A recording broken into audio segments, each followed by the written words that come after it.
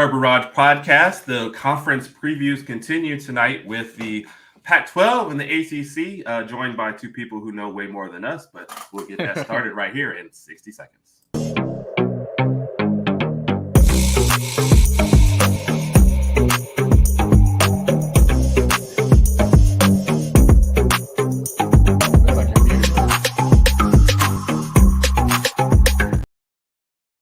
I don't know why I said 60 seconds. It's like 15 seconds. So if you're still out there waiting, we apologize. Well, Raj, we're on a string now. This will be the third week in a row that we get guests on that are better looking than us, know more than us, and are also more successful than us. So it happens, man. It seems like it's happening so much. I don't know what we're doing wrong, but we got to play some catch up. We'll just have to find some bums to come on next week. Maybe okay, we can do that. Okay.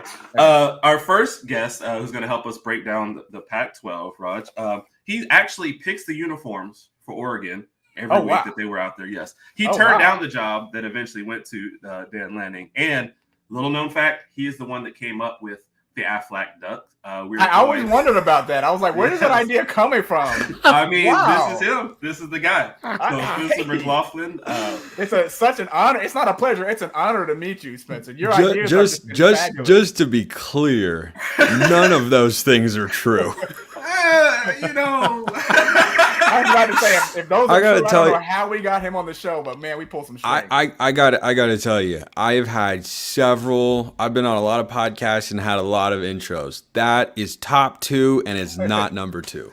Oh, there you go. That is number one all time. Good to be on with you guys. Appreciate you, sir. All right. And the other part of our crew tonight is going to help us break down the ACC. He's actually the person that came up with the Wolfpack mascot for the school. He was best friends with Russell Wilson until he left for Wisconsin, and most famously he beat Michael Jordan in a game of one-on-one.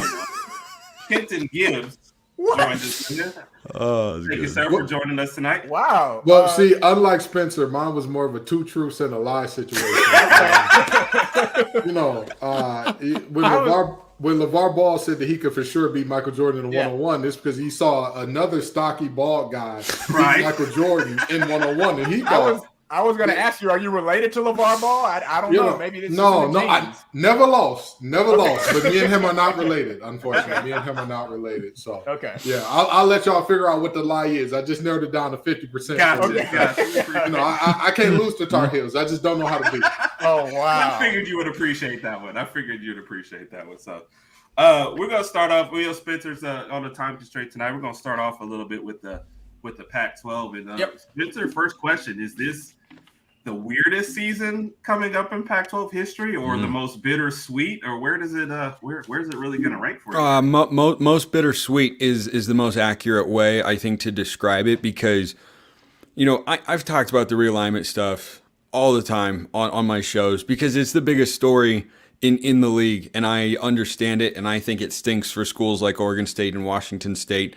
And, it looks like Stanford and Cal are going to eventually, within the next week or so or less, maybe find a home in the ACC. But I think that stinks for a lot of the athletes at those schools that have to go all the way across the country every other week. I think that's, unfortunate. It's the world that we have, but it's not the one that I would like for us to have. And I think that it's all very interesting in many ways, but fundamentally, I am a college football fan first, and I hate it. I really, really hate it. I've loved the Pac-12 my entire life. I haven't always loved the way that it's been governed. Someone asked me a question on my show one time, like, hey, why do you lament the loss of the Pac-12 when it's been so poorly run for so long? Which is a true statement. Larry Scott was a disaster. We now know details about decisions the president's made, and it was all bad and all that sort of stuff. And I'm not denying that there were a lot of missteps along the way made out west with regards to football in this conference. But there is still a lot of tradition and history and rivalries that are just going to be done away with when all the dust settles here. And I would like the leadership to have gotten better rather than just blowing all of this up. I see people say, oh, it was run terribly, it deserved to die. At some level, I understand that sentiment. I wish it had gone a different way. But all of that stuff overshadows what is going to be probably the best Pac-12 league in about 10 years or so. If you go back and look at 2012, 2013, when Oregon was good, Stanford was good, Washington was competitive, Oregon State was good. Those conferences were, USC was good at the time as well. Like, that is probably the last time the league was as deep as it's going to be this year. 5 preseason teams in the top 20. It's the best quarterback league in the country by far. By far, it's the best quarterback league in the country. I mean, it goes really 7-8 deep with quality starters and some intriguing guys who are kind of enigmas at this point in time. So I'm ready for the season. I'm ready to talk primarily about football on all my shows. Realignment, it looks like with Oregon State, Washington State is going to drag on throughout the course of the season as they try to figure out what's next. But football-wise, bittersweet is the word, because it's going to be a wild ride. It's going to be fun. It's going to be competitive. It's going to be exciting. We're going to score a lot of points. And then at the end of the year, it will all go away. And it's kind of crazy. And not kind of, it's crazy. It is crazy as can be. When you were mentioning the fact, and I agree with a lot of things you just said, but when you're mentioning the fact about the deep quarterback play, are you bringing in DJU from Oregon State as far as one of the good quarterback plays? I mean, I wouldn't even. I think you can put together a top list of quarterbacks that has a top half of the conference that doesn't include DJU. In fact, I probably would. Now, he is a guy who at Clemson we saw have very high highs. Yep. And Kenton knows this, very low lows, very low lows. The reason that I think DJU can have success is you look at Michael Penix, who was not an outstanding player at Indiana, goes to Washington, finds more success. Bo Nix was a disappointment in many fans' viewpoints in Auburn. He goes to Oregon, he plays like a Heisman Trophy player. I think he can have that same sort of resurgence, and he's in the perfect spot because he's not going to be asked to do what he had to do at Clemson, which was carry the offense, have the offense run through him, throw for 280 to 330 yards a game. Oregon State needs him to throw for 220 to 250 yards a game and maybe go for 300 once or twice all season long. Maybe, because they're an offensive line driven team that is going to run the football and use play action off of that. So I think that he's probably in the, I'd put Cam Ward above him right now. I would lean towards Jaden DeLora, but I think DJU might have a higher ceiling. I think that's kind of an argument, but I don't know where we're getting from Shedeur Sanders or the UCLA quarterback situation or Sam Jackson at Cal. But I think when you're top 5 or 6 in the league is probably about in this order: Caleb Williams, Michael Penix, Bo Nix, Cam Rising, Cam Ward, Jaden DeLora. That is a deep lineup of quarterbacks. Kenton, and somebody has seen DJ a little more up and close. You agree with his prospects being a little bit better out west? I'll say this: he won't see the same level of defenses in the Pac-12 that he did in the ACC, and that's with all due respect. You talk about how these things ebb and flow and how deep the Pac-12 is. I 1,000% agree. In terms of quarterback being the most important position in football, it's the position in which we find new rules tailored around that position every single year, and they have the best ones at it.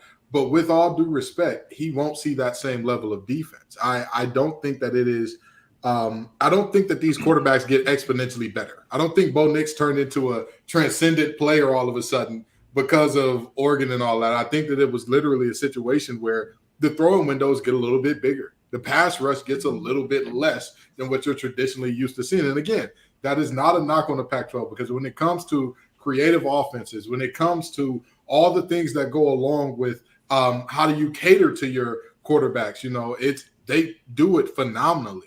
They had Jack Plummer out there looking like he was a ball player a couple years ago and stuff like that. He went 4-8. He was, and then Cal moved on from him. I agree. I agree 1,000%. And I'm trying to tell all the folks in the ACC that are like, yeah, he's going to be the guy at Louisville. I'm like, are y'all that?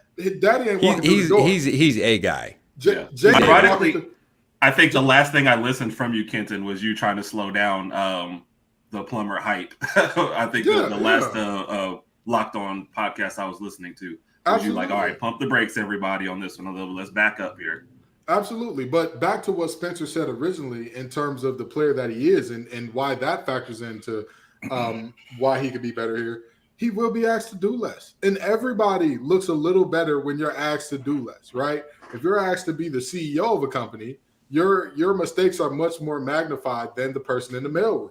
Like, that's just the reality, and that's kind of what we're seeing here. Obviously, the starting quarterback ain't exactly the male boy on the team, but you get the point. He's going to be asked to do less. Oregon State is not going to say, hey, you have to be a major part of this running game because we have a running back that's coming off an ACL tear in Will Shipley, and you're going to have to do this thing. You're going to have to be amazing in the passing game with no known commodities out wide. That's not going to be the case. This is going to be a situation where his charge is going to be, don't lose us the game. Be good enough, and you'll be fine.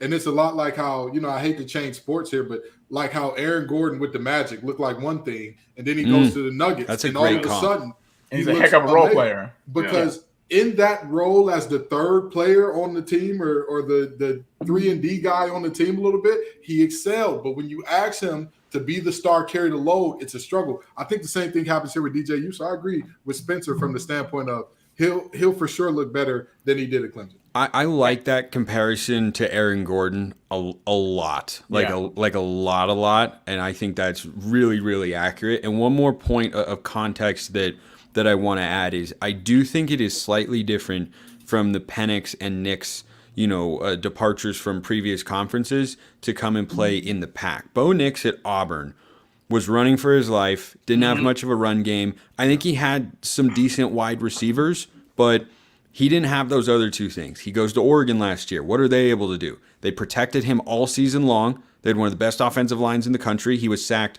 I think, just once in the first 8 or 9 weeks when he was fully healthy, and not too many times thereafter, even after he got hurt late in the Washington game.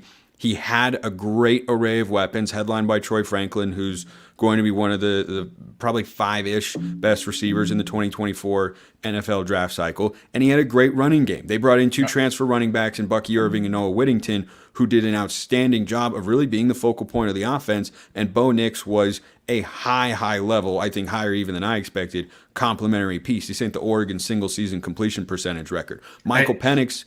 Yeah, go ahead. You just can't do too much Bo Nix talk on here, man. It's hard over here. Like, the underlying joke is that last year I was high on Bo Nix and I was talking so highly about him, but it was very, very funny to us because he went to Auburn and we really don't speak.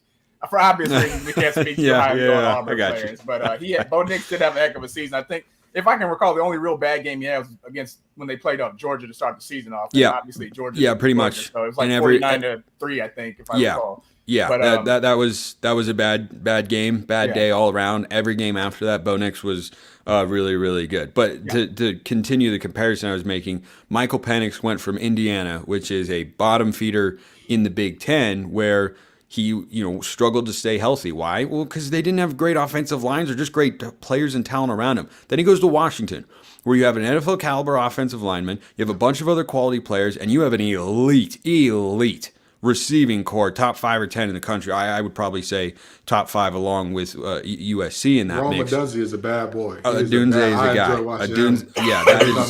That is a really, really good player. So I think that when you give them the better situations and the better supporting cast, that's why they were able to thrive. And I think with DJU, he doesn't necessarily have a better supporting cast. He will from a ground game standpoint, perhaps, or at least have it be comparable. Damian Martinez is the reigning freshman of the year in preseason All Pac-12 first-team running back for the Beavs, and they have a great, probably the best offensive line in the Pac-12. But rather than him having better weapons around him, like Nix and Penix had when they changed schools, he's got a different role around him, like we talked about, that I think will allow him to be successful, maybe if he's even not the most productive, but Oregon State doesn't need him to be. They went 7-1 with Ben Gulbranson at the helm, and that guy is a backup quarterback, a good backup quarterback, and in the Civil War against my Ducks last year, somehow we lost with him throwing for 60 yards and 2 interceptions.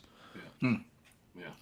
And Oregon State, which, I mean, that's one of 2 losses that really keeps Oregon out of the Pac-12 championship game. Yeah, so, I mean, they were 1 quarter of football away from being in the Pac-12 title game, and then they just blew it against the Beavs, and they, blew it against Washington in the fourth quarter as well. Those games were both like 3 or 4 point losses. Yeah, they were by combined 7 points. One by 3 to Washington, by 4 to Oregon State, and it came down to crunch time, and the Ducks just weren't able to execute. And I think that for Oregon specifically, if they don't get to the Pac-12 championship game this year, then the season's a disappointment. Right, and that was going to be my next point coming off of that. It seems like all the talk in the Pac-12 was about USC, not even about Utah, who actually won, the Pac-12 last year. But all Utah could win USC. 8 Pac-12 titles in a row, and people wouldn't talk about it. Yeah, this is true. So how does that make, as an Oregon fan, like, what is your outlook for this? You're saying, you're saying you've got to get there, or it's a disappointment. Are you predicting that? Are you saying you're going to take down USC this year? Is Oregon making it to the playoffs this year? I don't think to the playoff, but it is possible.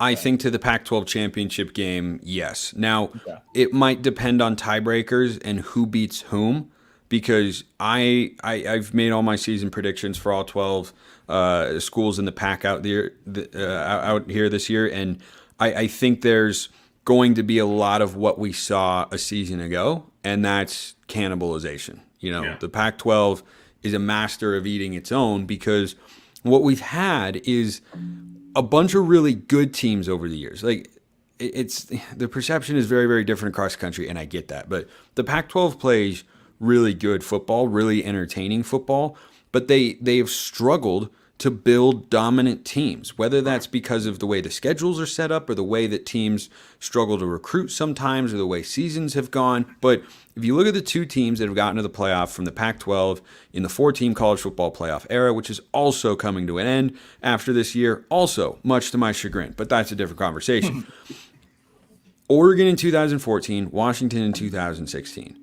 Oregon's offense was led by Marcus Mariota. He won the Heisman. Washington's defense was awesome, and they had a bunch of really, really good playmakers. And those were close to dominant teams, and they did well enough to get to the playoff. But that's what's missing from the Pac. And as I look at all these good teams, 5 preseason top 20, I don't see a dominant team. I see a lot of really good teams.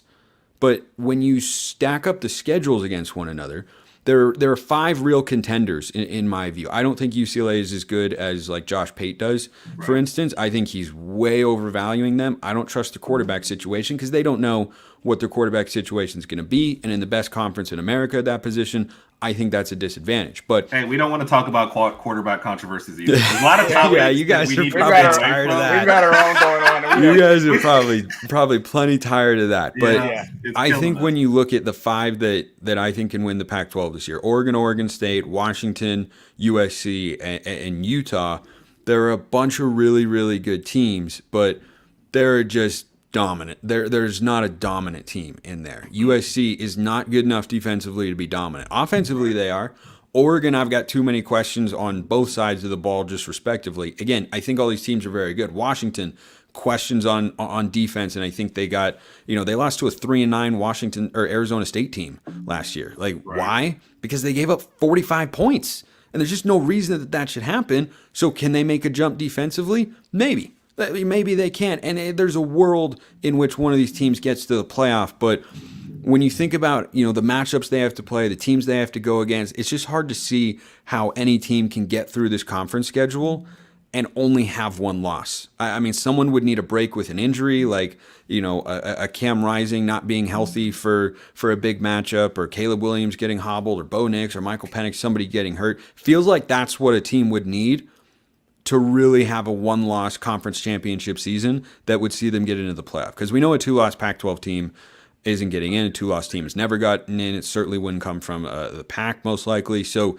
you got to be a 1-loss or undefeated conference champ, and I just don't see it. I think there's a lot of really good teams, but I don't see a really, really great team.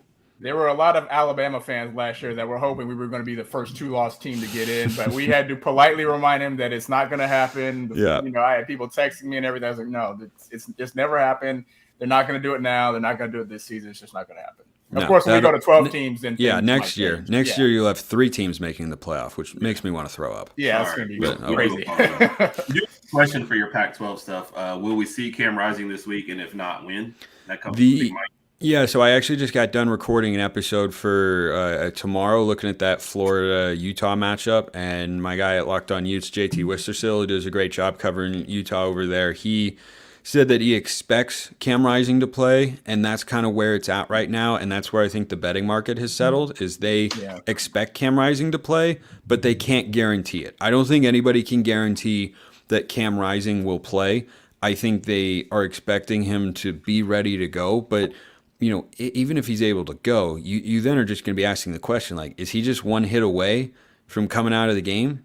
That kind of leads into my question. I was like, if you're Utah's coach, do you play him or not? Yeah. Absolutely. Okay. You play him because you have to win both your non-conference games to get to the college football playoff, which is the next step for Utah to take as a program.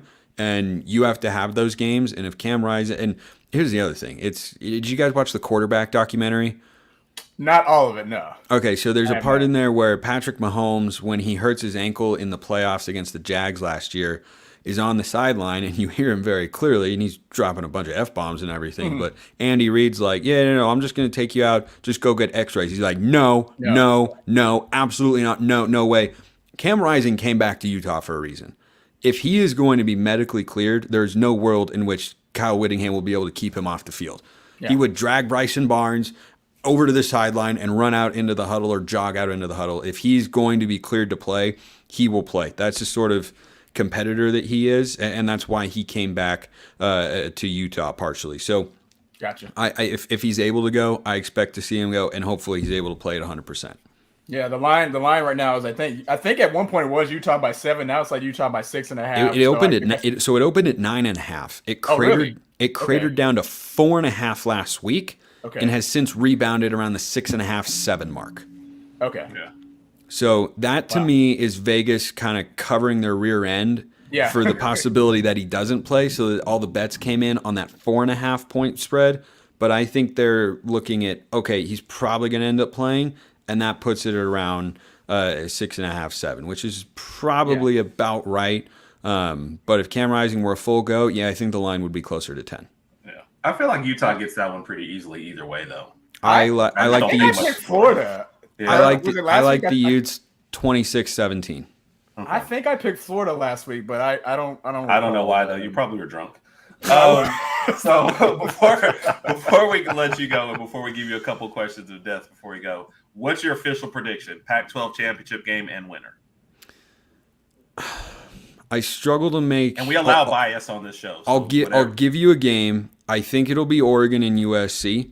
Okay. But to say that is, I say that with any more than like 40% confidence would be to mislead the public listening to or watching the show right now, because I can give you a world in which Utah makes the title game. Their schedule is pretty brutal though.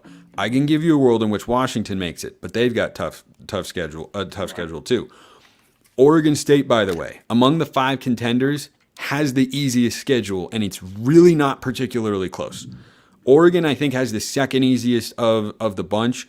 USC's is very backloaded, so they're going to start 6-0, but then they're going to play real teams: Notre Dame, Oregon, Utah, UCLA, and Washington.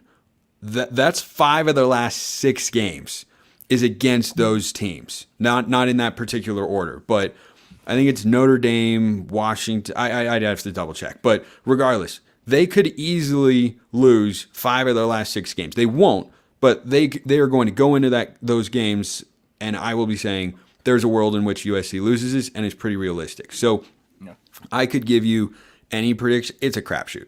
I think it's a total crapshoot. I think Oregon and USC have the most talent on their teams.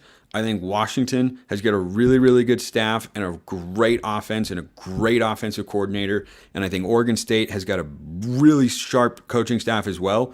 But they are also the team with the most favorable schedule. So I could give you any of those worlds, but I think it ends up being USC, Oregon. And I struggle to make a Pac-12 champion pick right now going into the season because just so much changes between now and the end of the year. I think you can reasonably project who's going to be in the title game, who might be able to have a chance to get there. I think those 5 teams can get in, but I don't think Utah three-peats for sure. I think that is too difficult, so I'd be down to the other 4, and I think USC and Oregon are the teams most likely to get there, but it could come down to one play in one game that decides a tiebreaker later in the year. There are a lot of different ways it can go. It's why I can't wait to watch it. Well, all I got from everything you just said was 3-peats are hard to do, so you just gave me hope. I appreciate that. Everything else was good, but if you want some more hope, by the way, a preseason number 1 team has never won the national championship. I'm down. Yes. I'm down. That is something that I believe I heard on Josh Pate's show the other day, but I remember hearing that, and I don't think Georgia wins the national championship this year. I don't know I honestly didn't know that. A preseason number one is never won. Hey, I heard what you're about to say. We can stop right there. Okay. I don't want to. Yeah. I heard the comment. We're good. Yeah, just end it. Yeah, just call it. Just call it. End it right there. Quick question before we jump into the questions: does Caleb Williams repeat as Heisman? No. That's going to be my. Nope. Okay. No, that's only happened once in history. Much like the, championship game prediction and such. There's way too much they can change. Narratives can form, and here's the thing: USC was kind of an overperforming narrative last year because that's what they were. They were overperforming. And that's why Caleb Williams didn't have to make the playoff. But now for Caleb Williams to win the Heisman again, USC would have to make the playoff. And I don't think that happens. Yeah. So I don't think he repeats as a Heisman Trophy winner. Because USC's got sky-high expectations now. And if the narrative isn't going to be there, it'll be there for somebody else. Yeah. All right. Okay. Raj, do you want to ask a quick question before you let him get on out of here?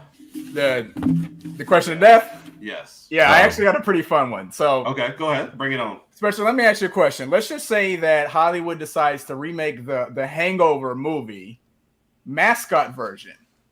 Ooh. Which three mascots are you going to pick to go with the Oregon Duck to film another version of the Hangover movie? Ooh, okay.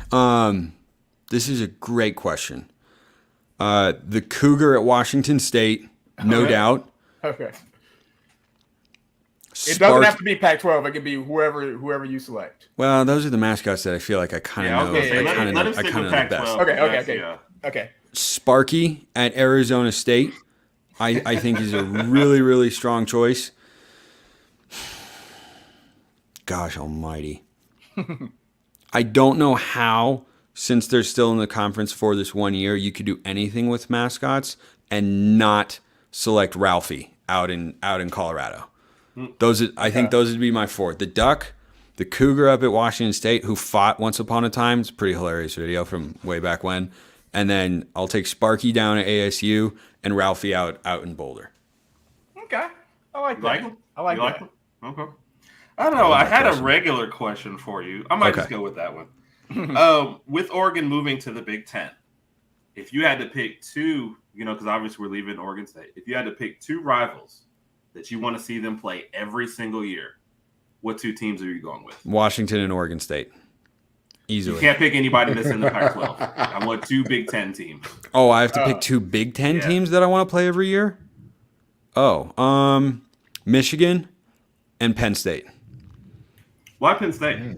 Because the prospect of, look, I lament the death of the Pac-12 and everything. I can still recognize that there are going to be some cool elements playing in the Big Ten. I think the whiteout is the coolest environment in college football. I think it is outstanding. To get hyped for a college football season, I watched that sequence where Michigan goes and has to call a timeout on the first play.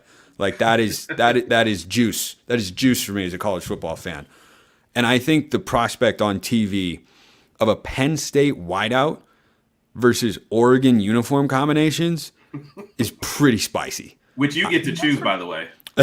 Apparently, as deemed on this particular podcast, that is something I get to choose. And I've heard rumblings about new uniform concepts coming out this year. All I can say is there better be a throwback in there because Oregon's got some great throwbacks. And schools across the country, frankly, should all do a throwback probably on homecoming once a year for football. I don't know why that isn't a tradition across the country. I don't always get what I want, though. Awesome. Last question, then we'll let you go ahead and get out of here. Who's your favorite, Herb or Raj? Oh no. Oh, yeah. Oh, no. And you have to pick one. That's just how you get out of this. Really? We've had 12 ties on the show and 3 winners. So well, oh boy. I'm going to go with Raj. Oh! Because he asked me about mascots and you asked me about realignment, and I like mascots more than realignments. All right, Spencer. Already. I will make sure I invite you to my next birthday, Spencer. Oh my goodness! Well, now you have to babysit the twins, Spencer. Yes. Oh gosh, that's drawing a short straw. All right, thank you, fellas. Hey, it's been a lot of fun. Man. Thanks for having me on. That was a blast. Would love to do it again sometime. All right. So I know we see a bunch of Pac-12 questions in there. Spencer's gone. I don't know if y'all want to look at a couple. This is one of my favorite ones right here. Yeah, that's what I was thinking. Ken, what do you think about this? My personal prediction is I think 3 or 4 years. I mean, after that, I really don't know how much damage he's going to do at Colorado. I looked at their schedule this year.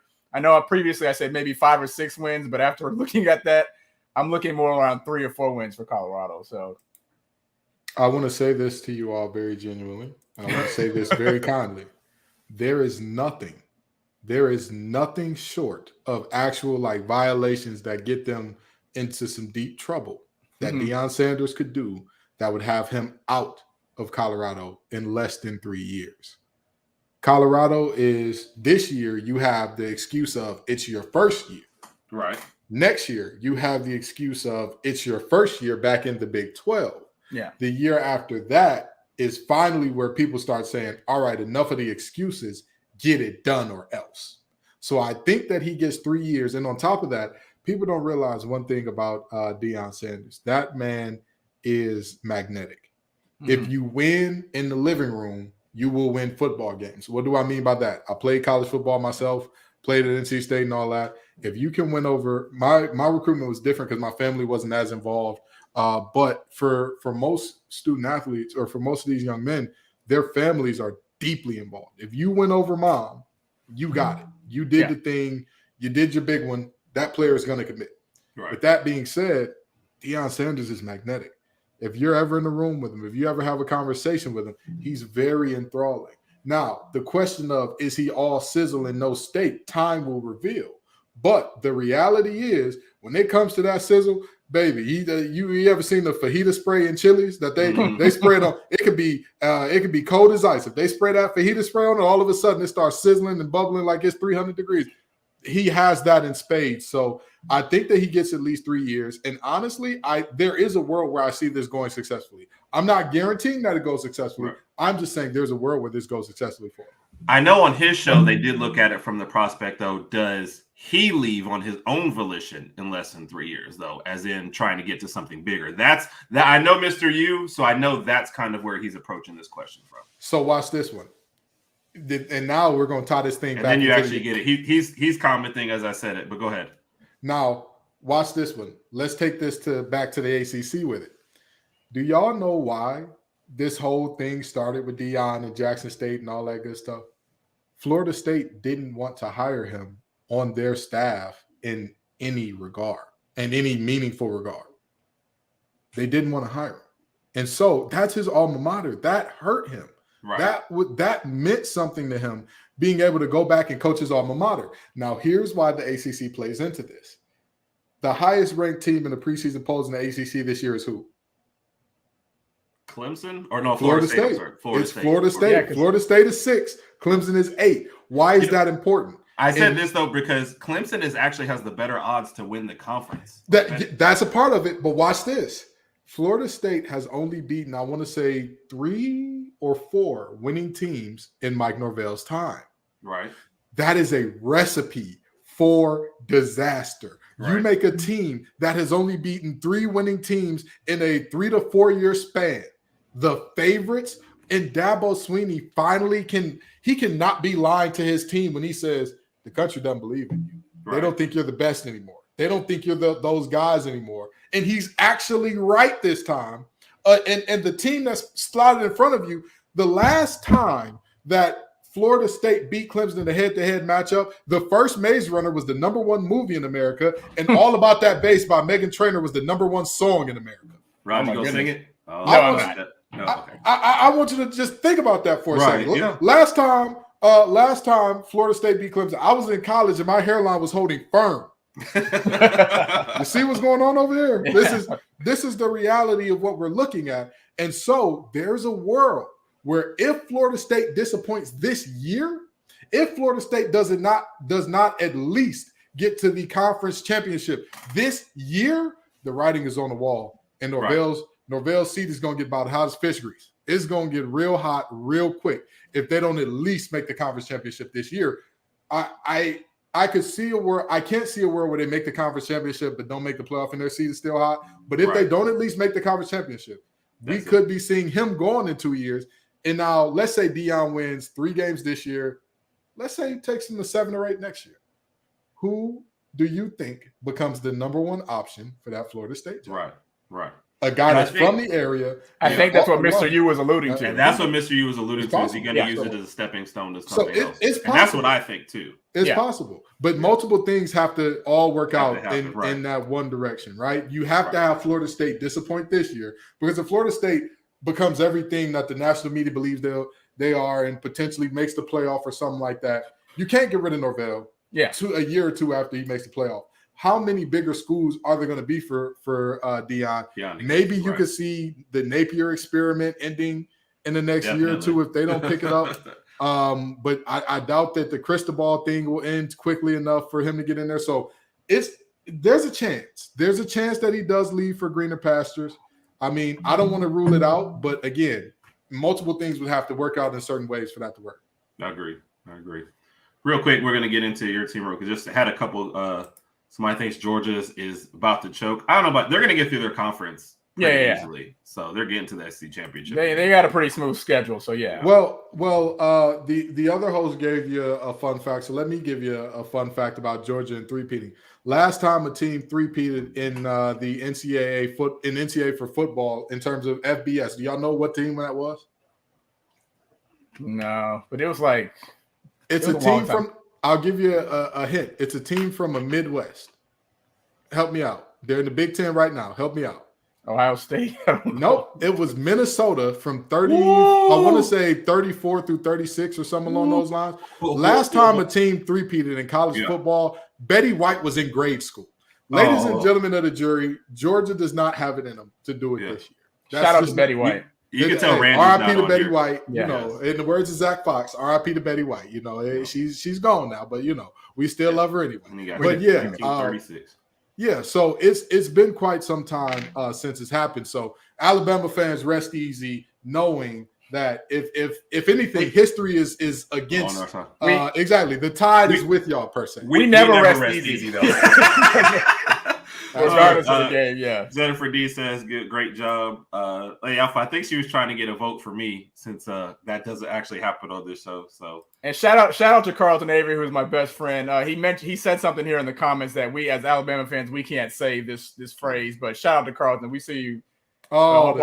Okay. We can't say those words. Hey, I understand. Every time I tell people all the time, whenever I compliment a Tar Heel or I say something nice about Tar Heel, that's going on my slab. So when I get up there to see the big guy, if he say, "Hey, you ain't done enough to get into heaven," I said that Drake May was a good player. I said it 5 times. Now I was listening to you guys though. For every compliment, there has to be an insult to bring it back down though. So I was listening to you guys a little locked on ACC before I got up here. Oh, absolutely. Tar Heels and I mix as well as oil and water. You know, it really don't work out too well, but it is what it is. You know, like I said, I say nice things about him every now and then. Now are we gonna say it's not sandwiched between negativity? I don't want to talk about it. That's neither here nor there. That's not what we're talking about. We're talking about whether or not I said something nice about the Tar Heels. Rod, one of the things you missed is Kid that said North Carolina's defense is so bad that he should be playing on it, and that would actually improve it. So. Whoa. Not that I should be playing on it, that I would be playing on it if I was there. I would for sure be a starter, no ifs, ands, or buts about it. You know, and I got the heart of a warrior, but the tendons of an 80-year-old woman. And, you know, every time I step on the field, one of these things say pop goes the weasel. But the reality is that defense is, they're abysmal. You could put 12 sentient Roombas on the field and they could do something better than that. So, you know, it's their team is going to be predicated on basically that race to 40 track on turf style gameplay, but they have the quarterback to do it. Drake May is phenomenal. He's going to be the face of somebody's franchise, and you know, come the draft next year, he'll be sitting in the green room for about 5 minutes tops. So you know, he's a ball player. He's going to make special things happen for that team. The question is, what can the defense do? If the defense is serviceable, they have a shot at a good season. But if they are what I think they are, which last season, worst defense in the conference, replacing their entire defensive backfield and their defensive back coach, and they had some injuries coming out of camp in the defensive backfield. It's like, well, I don't really see. And when Mac Brown is saying in the media, hey, our run defense and our red zone defense needs to get better, that's a big problem, because if your run defense is bad, at least you want to say, well, when our back is against the wall, we bend, but we don't break. If your red zone defense is bad, that means you're breaking when you get to the bending point. So, it'll be interesting to see what they got going on. Yeah. But something you're excited about, though, is the NC State defense, though, coming into this year.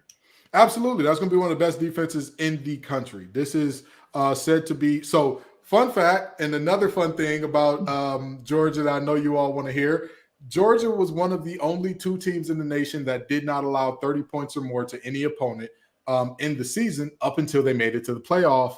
And then at that point, they allowed 30 to, I want to say, it wasn't Ohio Michigan. State. Ohio State, yes. Ohio State. You've already got an Ohio State fan on the board, so she would definitely. Gotcha. Apologies. I know living in Ohio is tough enough, so we want to make sure. Oh wow! Shots fired. I was born and raised in Detroit, Michigan, so it's tough for me to Tar Heels and Ohio folks, they don't really. But anyway, so with that being said, the NC State left the season as the only team in the Power 5 that did not allow a single team to score 30 points on them in the season, and they're bringing back so much talent. They're losing a couple guys, no doubt about it. Drake Thomas, Isaiah Moore, 2 absolute impact players, no 2 ways about that. But they're returning the corner who played the most snaps, most coverage snaps in America without allowing a touchdown in Aiden White. In Shaheem Battle, you got another 6-foot corner over there who can absolutely do it. And then you get a transfer out of Poogie Kennedy from ODU, who has had what many people are calling the best camp out of all of our defensive backs, when Aiden White is the first team All-American and the guy that everybody's looking at. And then of all the things that you think Coach Gibson is going to talk about, he comes out and says, this is the best defensive line I've had since I've been here. I've been very high on Davin Vann for quite some time. I've been buying stock in him for a while. It seems like the rest of the country is finally buying in there. CJ Clark is back healthy. Savion Jackson as well. Every great defense has impact players at all 3 levels, and I just named a ton. And the only level I didn't get to is the linebacking core, which features Peyton Wilson, who led the ACC in tackles 2 years ago. So, you've got playmakers at every level. NC State's defense is not going to be the question. The question is going to be, can you cross that goal line enough to make sure that you end up in the with, as Eric Bieniemy says, the game ain't about numbers, it's about alphabets, and the only alphabets that matter are W or L. Can they cross that goal line enough to produce W's? Right. And you do lose Devin Leary. Was that a surprise, losing him to Kentucky? And then do you feel all right with Armstrong coming in to fill that void? I guess he followed his OC. Yeah. To So if you had told me at the beginning of last year, Devin Leary, and to set the table for this thing, Devin Leary was the conference preseason player of the year last year. So if you tell me going into last season, hey, Devin Leary's not going to be with NC State next year, I say, of course, hopefully my Lions draft him. And then they say, oh, no. He's still going to be in college. He's just not going to be with NC State. That would have shocked me. That would have surprised me. I would have called you everything but a good Christian. That's just what would happen. But that as the season went on, and once he went down with the injury, whispers had kind of got out. And I keep my ear to the street like the pavement talking to me. So I had some information. I had some sources who told me, hey, he's probably not going to be back. And so once I had heard those things later in the season, I'm like, oh, okay, well, I didn't want to let anything out because I didn't want to give away my sources or anything like that. But it was very clear toward the end that he was going to be leaving. I was more so surprised by Demi Sumo leaving than him. Mm-hmm. But, I wish both of them all the best at Kentucky. I hope they do all the amazing things against every team except Alabama. There you go. Friend of the show. Listen, my family, our roots are in Prattville, Alabama. So my grandmother, every time her Tide are on, she got to watch it. She got to watch it every single Saturday. So the reality is, I wish them all the best, but it wasn't a surprise as the season went on. Now, when the season started, very shocking. Right. I got you. But in the second part of that, do you feel good with Armstrong coming in? Yeah. I do feel good with Armstrong, but I feel better about we now have multiple quarterbacks who have played big time ball. Okay. So last year it was Devin Leary and complete unknowns. It was Devin Leary, and behind him was Jack Chambers, who hadn't played football at the FBS level, MJ Morris, who was slow dancing at prom less than 5 or 6 months ago, and little Ben Finley. With all due respect, he ain't Ryan. That's just the reality. His big brother did great things for the Pac. He was a really good quarterback, plays for Cincinnati now and all that. Ben ain't Ryan, okay? That just is the reality. So that was the case. This year, we have Brennan Armstrong, who had a phenomenal record-breaking type of year in 2021. Then his OC leaves and goes to Syracuse, and there's a new head coach coming in Tony Elliott, who, with all due respect to Tony Elliott, not the most motivating guy. Not the guy that, like in passing, like there's different types of guys. At ACC Media Day, there were some coaches like Britt Key from Georgia Tech. I said, hey, let's call up Clearinghouse. I know I got some eligibility left now. Let's go see what we can do. But I didn't exactly get that energy and fervor. And granted, there are different styles of coaches, and that style is his, and maybe that works for him. Maybe I just wouldn't be the type to mess with that. But it didn't work out for Brennan Armstrong well either.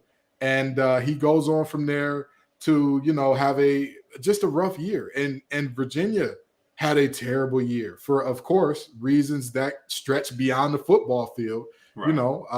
And we don't really want to talk too much about those other things during this show, because we're having fun and doing sports. But the reality is, from start to finish, that just seemed to be a really cursed season for Virginia, and he needed a fresh start. He needed a fresh start. Peaches and Herb said, reunited, and it feels so good. He and Robert and I are back together. The offensive coordinator that led him to the best season of his career, one of the best statistical seasons that has ever been produced by a Virginia quarterback. So I feel good about that, but also MJ Morris. When we were going through that quarterback carousel last year, when MJ Morris was healthy, he looked like a dude. But you could also tell that that's a young boy that doesn't exactly you could tell that he was going through his reads and he was processing the game like everything is fast. And I've got a little bit of happy feet in it. And not to say that that's a knock on the young man, because 99.99999% of all quarterbacks, if you drop them in there in the middle of conference play, when they were expecting to be the third or fourth string guy in red shirt behind the ACC Player of the Year, they wouldn't be coming in and just balling out the way that he did. So let's acknowledge that and talk about that, and then talk about the fact that he looked great for a freshman, but at the end of the day, it's like saying you're pretty or you look good for a ball guy.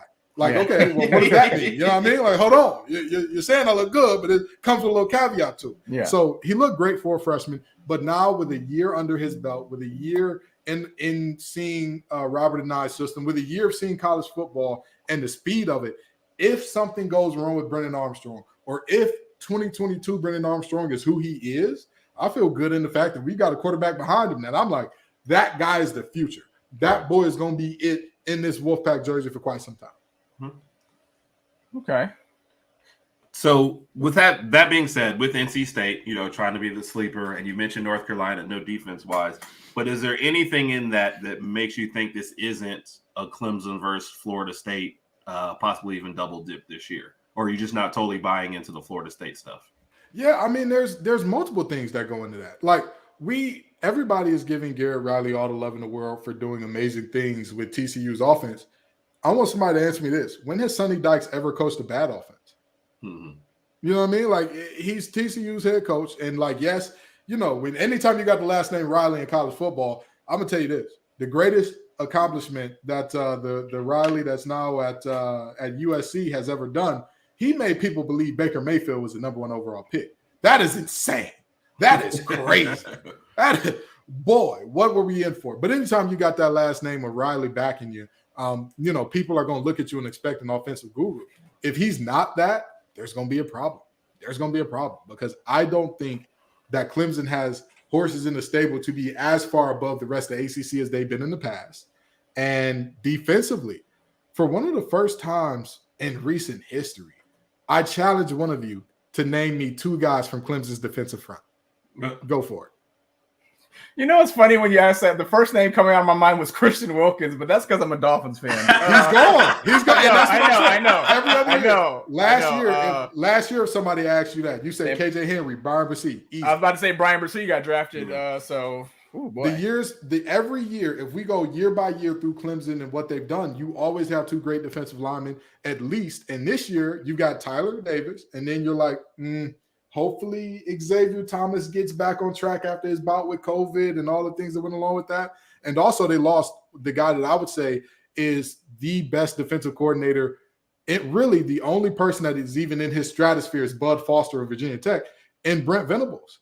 And Brent Venables, you might want to get on the phone and say, baby, come back. You can blame it all on me, but that's another story for another time. The reality. By the way, Mike had a comment for you about that. Maybe the Venables experience quickly and Prime decides to leave sooner rather than later. Listen, I'm going to tell you this. I have a feeling that for whatever reason, he's not quite Oklahoma's type of guy. I don't know why. That's why I chuckled when Herb said that. I was like, there's something that tells me he's not quite their speed, if you will. Gotcha. But that's Clemson losing their coordinator in Brent Venables, who was absolutely amazing, and potentially having to kind of reset with a new quarterback who's also coming into a new system that also has a bunch of unproven commodities around him on the perimeter. And then for their defensive backfield, for all the love that they've gotten, if you actually watch film on who they were last year, their defensive backfield was bad. Wake Forest put up all those points on that team with one simple strategy. I felt bad during that game because the DB actually looked over one time after a pass interference and said, "Please help me." And this is why I say this. Wake Forest showed the game plan to beating Clemson last year. What did they do? They kept everybody in, and they said, we're going to run this long mesh. We're going to get two guys in a route. Their DBs won't be able to check two guys. And they were right. NC State's biggest play against Clemson was a 50-yarder down the sideline to Carter, Devin Carter. Do you know what type of play it was? Play action, max protect, 2 to 3 man route. That if you're telling me that a defensive backfield that is pointed out as the weakness in that meaningful of a way now has two all-conference guys who are not new guys, just guys who are coming back, I'm believing you're looking at that paw and that helmet and getting a little shook because you're not watching the film and saying, hey, this gentleman legitimately deserves it. Makuba, I think he deserves all the praise and respect that he gets. Nobody else in that defensive backfield should be sniffing a all-conference team of any sort. So Clemson has their problems that they have to get sorted out. You have to ask yourself, is that defense going to be the same without Brent Venables? Florida State, I've already talked about. They have not meaningfully beaten really good competition. They haven't. They have not done so. If you want to be the man, you got to beat the man. Florida State has not shown us that they can beat the man. And I know that, at the end of the day, Trevor Lawrence ain't walking through that door. Deshaun Watson ain't walking through that door. DeAndre Hopkins ain't walking through that door. But still, there is something to be said for, even when y'all are said to be on opposite directions, you still can't beat this team? Hold on. What's going on here? So there's that part of it as well. And the reality is, anybody who's saying that it's a lock 100% Florida State Clemson, I would say, in the words of Lee Corso, not so fast, my friend. There are plenty of teams that could get into this thing. One team that nobody seems to be talking about is Pitt. Pitt in that defense, Narduzzi, you could literally put out 11 little golden retrievers like Air Bud on the defense. If Narduzzi is coaching it up, they're going to lead the league in turnovers forced. They're going to be somewhere near the top in least yards per carry and all that good stuff. And now he has a quarterback. What happened last time Narduzzi had a quarterback? Pitt got their first ACC championship. Like, that's the reality. So, that Pitt is all about how well is Phil Dracovic going to play out. And Phil Dracovic, honestly, you can't judge him by last year because last year's Boston College offensive line was so bad. They turned a 1,000-yard rusher and Pat Garwell into a guy that averaged 2 yards per carry. I mean, for Christ's sake, all three of us could have went up against them in a 3-3-5. And Rod, you might have got off. I believe in you, brother. I believe in you. You might have got you a sack or two, okay? So, this ACC race could be a lot more interesting than people are making it out to be. If I had to pick my favorites, yes, I would go with Florida State and Clemson. But if somebody were to tell me, do you believe there's a world where one of, if not both of those teams don't. Well, one of those teams not ending up in the game. Very possible. Both of them not ending up in there. That's a little different. Jeez. But if you say one of them doesn't end up in there, I can believe it. Boston College couldn't find the end zone with the GPS. Let me tell you something. That Boston College offense last year was so atrocious. They couldn't score in a brothel with $1 billion per player. That offense was just terrible. They were just god awful. Their offensive line. Fun fact about that offense: they never had the same starting five up front for any 2 games consecutively. So any 5 that you saw in one game, congratulations. At least one of y'all is going to get voted off the island by now. And you did answer the question that we were going to kind of end that segment with. So you would go with Clemson and Florida State, but nothing surprises you, basically. Yeah, I would go with Clemson and Florida State. Now, I will say this. If a team outside of these 5 to 6 end up in there, if it's not Clemson, Florida State, UNC, NC State, Pitt, I'm not giving Louisville that credit. If it's not one of those 5 teams, I'd be surprised. As high as I am on Georgia Tech, they don't have a quarterback. That's just the reality. I think they do everything else well. They don't have a quarterback. Hard for me to say they're going to be in it. Both of those Commonwealth teams, Virginia and Virginia Tech, a little lost in the sauce right now. Can't really give either one of them a nod. Miami, their biggest problem last year wasn't a lack of talent. It was a lack of chemistry. And how did Miami solve that problem? By turning over half the roster. That's what they did. They said, we didn't gel well enough. Forget trying to gel. Get rid of everybody. All of you, go. We'll bring in players who can gel more quickly.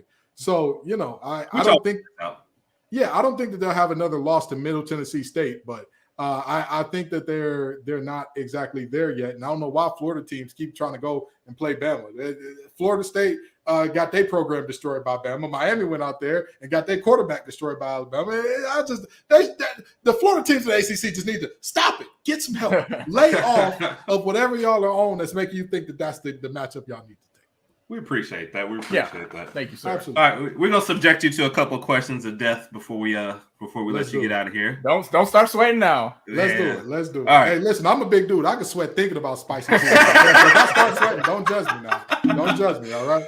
All right. So somebody comes up to you. They love your show. They want to sponsor it. They're ready to go. $750K a year, but they want your show to be locked on North Carolina now. You got to burn all your NC State stuff. You got to move. Yes. You can't even watch any of the NC State stuff anymore. You have $750K is a lot of money. $750K, but now you are a loyal North Carolina guy for life. Nothing but compliments about North Carolina, and that's what the show is going to be based on from now on. Ooh, you put me in the Death Row 360 deal, dude. Lord, I'm expecting Suge Knight to be on the other side of that pin. Now, quick question. Is there like a buyout clause or something to where if I get in this thing, so if I'm in it, but they're going to pay me for life, though. Like, they're going to pay me this till I'm done with this is a 5-year contract to start off, and we see how well you do. But if we see you slipping, we come to your house, and you're wearing your NC State pajamas in the middle of the night, we taking the money back. Listen, I don't know if y'all saw Any Given Sunday, but Lawrence Taylor was up for a bonus in that movie. They said, man, if you go out there and get hit again, you could die. And he said, for that much money, I'd get on the coconut and shake like a tree if you need it. For $750,000 a year, go Hills, baby. Matt Brown's the greatest coach that ever won. Let me tell you something. That was not what I was expecting. That Michael Jordan guy is a bad boy. That James Worthy. All I'm saying is we ain't never seen the forward to do it like James Worthy. That's all I'm saying. I'm saying. There's no loyalty in sports. I'm sorry. Look, I love the Pac. And I won't take that back. But $750,000. And you think that if NC State had a chance to increase their endowment at the percent, I would increase my net worth by getting that by denouncing Kenton? You think they'll wait? They'll put out the statement in a heartbeat. We have nothing to do with him. Oh my goodness. He looks funny, and we thought he committed academic integrity violations when he was here. As a matter of fact, we're going to reopen every test that he took while he was here. Okay, so don't blame me now. Don't blame the system. Okay, don't hate the player, hate the game. Exactly. Yeah. Okay. All right, Raj. All right. Let's just say NC State was given the option. You have to take 3 former NC State football players, put them on this year's team, and that'll help them at least get to the playoff, if not the national championship game. Which 3 players are you taking? Ooh, that's a good one. That's a great one. So, and these 3 players are in their prime? Any three former NC State players. He's saying in their prime. Not getting them currently. That's what not currently, but like if I got Bill Cowher, it wouldn't be 57-year-old Bill Cowher. Right. Okay. It was when he was in his prime. Yes. Okay. That would be awful. All right. Okay. Give me Russell Wilson. Give me Russell Wilson first. Give me Ted Brown. I know many people don't know who he was, but that was the ACC's all-time leading rusher before Travis Etienne broke the record.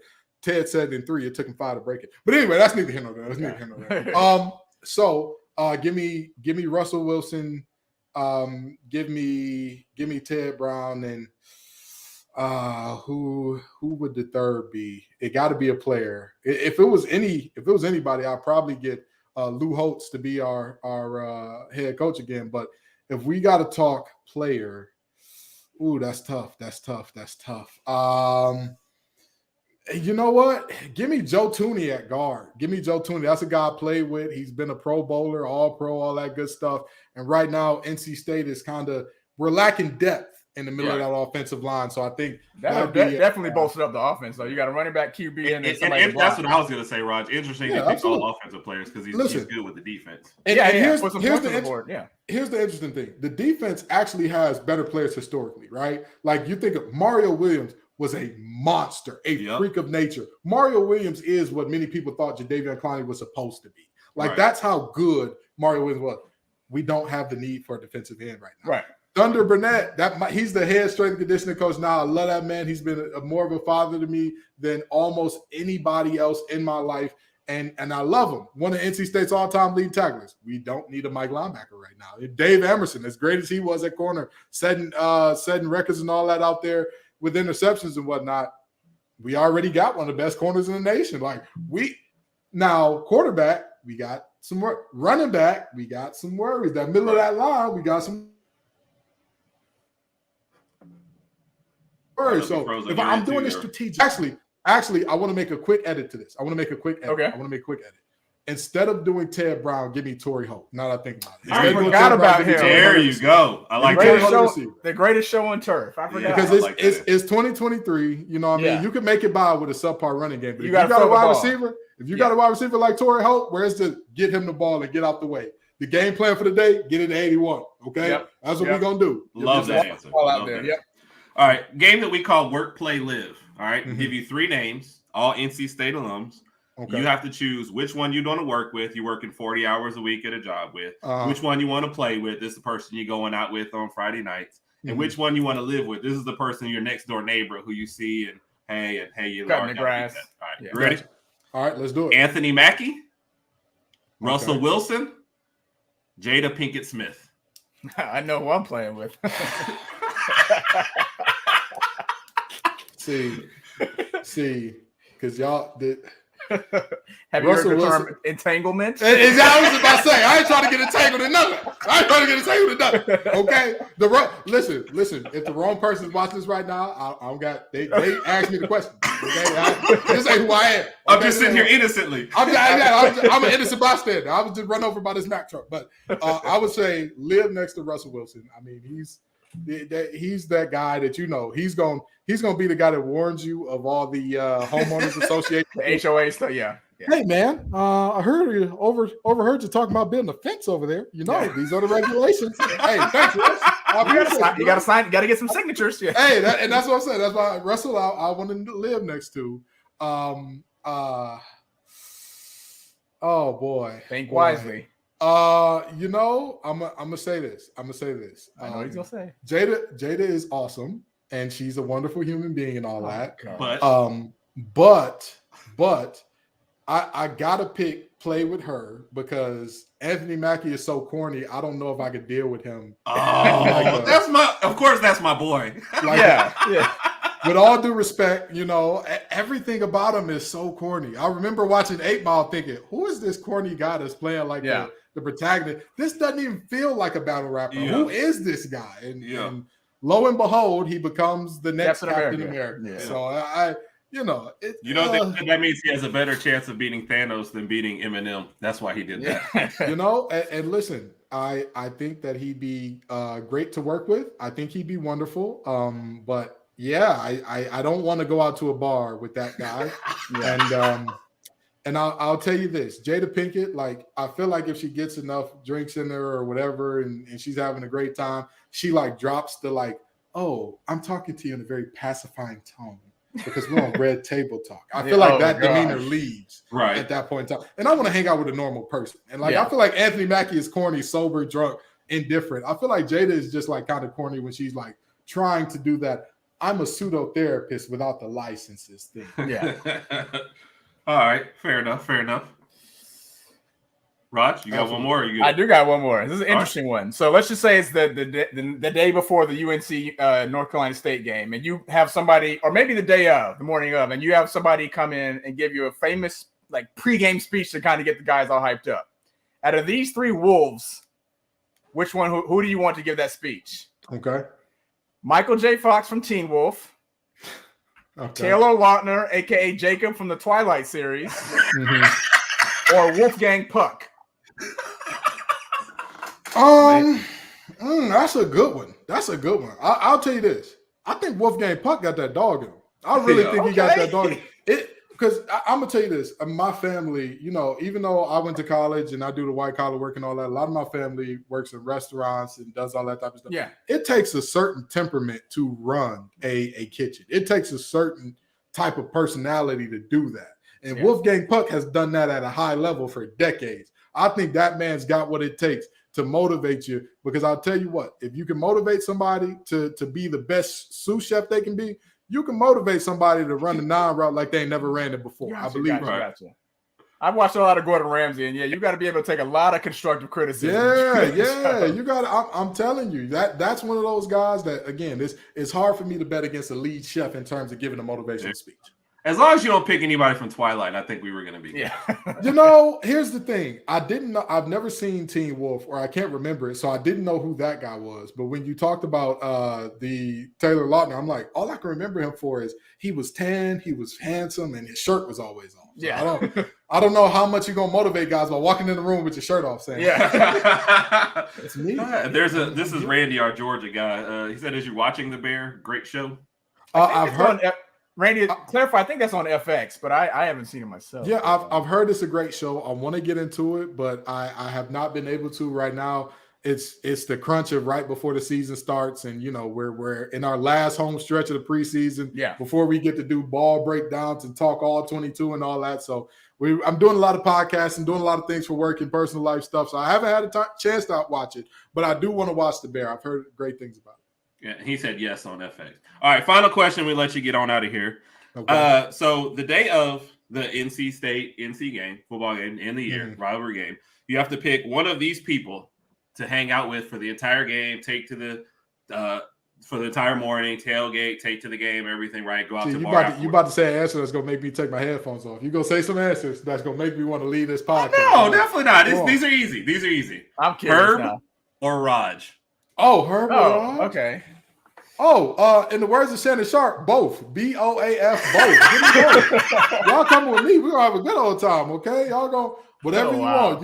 You want light liquor, you want dark liquor, you want a brew, you want some ribs, you want, the Kappas, we do a great cookout every year for our homecoming too. So come on. Yeah. Now are you gonna be okay? We're gonna have on our Alabama shirts. I don't care about that. Listen. We are playing UNC. Do you know who my favorite two teams are every week? Every week, never fails. NC State and whoever is playing the boys in baby blue. Those are my favorite two teams every single week. If I don't got nothing else, okay? If NC State or if UNC got one person that hates them, it's me. If they got 1,000 people that hate them, love it. I'm a member of that. If they got 1 million people that hate them, I'm glad to have 999,000 like minds with me. So if y'all want to wear an Alabama shirt, that's all right. Just know on that day, y'all are going to be saying go Pac. And when they say Wolf, we going to say Pac. All right. I'm down with that. I can do that. Randy did answer your question. Said he wouldn't have seen it if it weren't for his wife. Mike, your old lady always put you on the best shows. I'll tell you. She does. My old so my ex actually put me on the ultimatum, and I said, "Oh, this is cheesy and corny, and I don't want to see this." 3 episodes in, I was hooked. I said, "I know you don't want to marry her." Right. She's so pretty. She's so nice. And that's what I be doing. Like, what? And she's like, so you're gonna sit and watch this? No. I'm gonna keep walking by. Yeah, I'm just gonna sit there and ask him questions. That right Yeah. By the third episode, you're hooked. Yeah, absolutely. Yeah, so, I think that was the last shot in there. So, Ken, appreciate it. Most people don't know, man. You filled in. I had a friend that was going to do this for me. Bailed on me last minute. You jumped right in. No questions asked, man. Definitely appreciate you. We appreciate your time. Do that, man. Absolutely. I'm all for supporting independent podcasters. I checked out y'all pod and I saw they have a good time on that show. You know what I mean? I don't. Here's the thing. I like podcasts that know what they're doing and they're good at executing their stick, whatever it is. If you do a lot of heavy film stuff, if you want to break down X's and O's, and we could talk platform blocks, reach blocks, scrape blocks. I love that. If you want to have fun and you want to talk life and all these different philosophies about the way we live life, I love that. Just be good at it, be dedicated to it, and have fun with it. And it's clear that y'all have those three things down. It's clear that y'all are brothers as well. It's clear that y'all go way, way back as well. Yeah. Because it seems like y'all love each other and hate each other like only brothers can. It seems like y'all get that going. You know, I'm sure my brother's going to watch this. Kevin, I love you. I love you, brother. I love Kyra and all my nephews and nieces too. But the reality is y'all do a great job with this show, so I was excited to join. We appreciate that. Gave me the opportunity. Thank you so much. Appreciate it, man. Appreciate it. Thank you very much. All right, for the Herbert Raj pod. Oh, and of course, tell everybody where to find you at. Sorry. Absolutely. You can find my work at Locked On ACC and Locked On Wolfpack. And we now have, y'all are some of the first people to hear about this, the College Football Kickoff Live Show. It will be live every Friday from 11 a.m. to 1 p.m. So, you know, Locked On is just throwing me into more shows, and I'm just fool enough to keep saying yes. But we got that going as well. And you can find me on Twitter at LO_ACC and LO_Wolfpack. You can also find me at TGIF_Kenton, but you're getting Kenton the Man, not the sports journalist there. So there'll be some other things in there, okay? And just letting you know. But anywho, that's where you can find my work. Yeah, and Facts Over Acts. Facts Over Acts, that's my podcast with my two homeboys from back home. We talk national sports and life and all that good stuff on that. Okay. Randy also a great, like I said, Georgia Bulldog guest we had on there. He said, "Yeah, shout out to Randy. Sometimes Randy's a good guy. Great guest. Knows his stuff. Was gracious enough to come on here too. So, like I said, we appreciate it, man. I've enjoyed listening to your stuff too as well. Been trying to probably listen to more ACC stuff in the past week than I have like my entire life. So it was good to catch up. Good to listen to everything, man. I would say good luck this week, but I feel like y'all are going to handle UConn pretty easily. Well, they say it's NC State stuff that happens, and the word ain't stuff, but I don't know if y'all got a clean rating or not, and I don't want y'all to lose that. So there's the NC State stuff where sometimes when you expect NC State to make something happen and win by 90, it just happen to make it real close for you or even lose the game. So I'm going to appreciate the luck whenever I can take it now.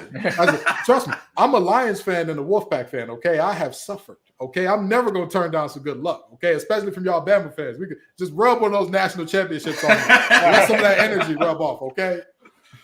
Appreciate you, man. Yeah, appreciate it, man. Randy says reach out to him. Y'all get to talk to him. Thank you, everybody, for all the comments, man. Appreciate Kenton and Spencer both signing on today, dropping some knowledge, breaking down the conferences. And next week, we'll have an NFL breakdown for you as well. Yes, sir. For Herbert Raj, Kenton, Spencer, appreciate you guys always. Herbert Raj Podcast. We'll be back with you next Tuesday night at 7 o'clock. As always, have a wonderful night and roll tide. Roll tide.